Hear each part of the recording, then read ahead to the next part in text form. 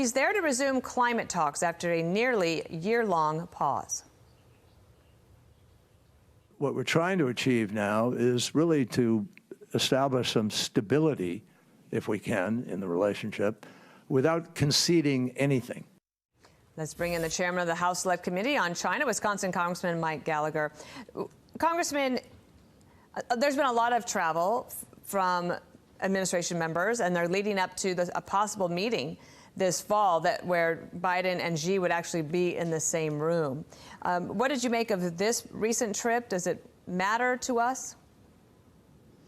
It does matter a great deal. Across the board, it seems the Biden administration is trying to revive the policy of diplomatic and economic engagement with the Chinese Communist Party, despite that having failed for 2 decades. And the risk is that we actually do concede things in order just to get a photo op and get to the negotiating table, where our reports right now that we've shelved export licensing agreements, we've shelved sanctions on Chinese officials. We have yet to get full transparency when it comes to the Chinese spy balloon incident. So there is a real cost to this zombie engagement. Among the many officials who have traveled there, John Kerry is actually the Chinese Communist Party's favorite person to deal with, because John Kerry believes we need to cooperate with China when it comes to climate change. It's a bit like believing Bernie Madoff was an ethical business partner, and the CCP exploits his naivety to advance their authoritarian agenda while they string us along in an endless series of meetings. And John Kerry and many others in the Biden administration fail to see what's obvious, which is that the CCP itself, not climate change, is the greatest threat we face.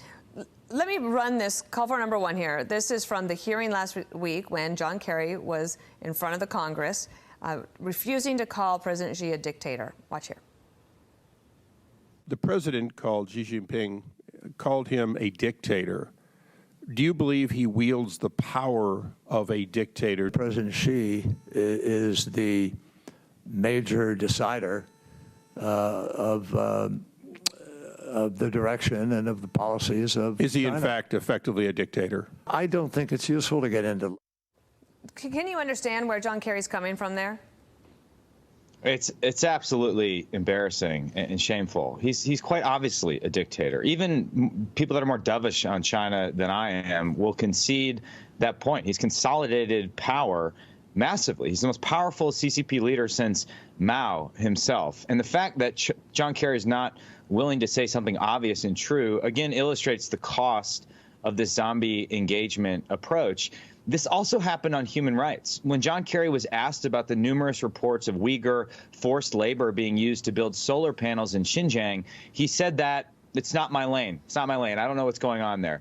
That's an abhorrent response, and it's typical of all the zombie engagers and their thinking, where they delude themselves that they can separate their pet issue, whether it's climate change or whatever, from the genocidal communist nature of the regime in Beijing. We're dealing with a Marxist, Leninist regime, and increasingly a totalitarian regime with a complete rule by Xi Jinping.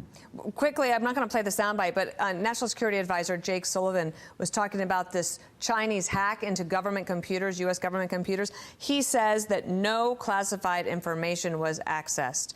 Is that your assessment as well? Based on what I've seen, yes, but that's also not a cause for celebration. During the OPM hack, for example, in 2015, when my military records and millions of others were compromised, those weren't necessarily classified, but they still gave the Chinese Communist Party a massive amount of leverage over us. The information could be used for a variety of purposes in the future. And again, it just tells us something about the regime we're dealing with. At a time we are shelving defensive action in order just to talk to them, they continue their economic and cyber war against America and our allies. This is a paradox of Marxist-Leninist regimes. They get more aggressive as they get more comfortable. They only respect firmness, and they have contempt for people who continually give in to them. The more we give in to them, the more we try and, engage without a sensible, coherent strategy, the more aggressive they are going to get.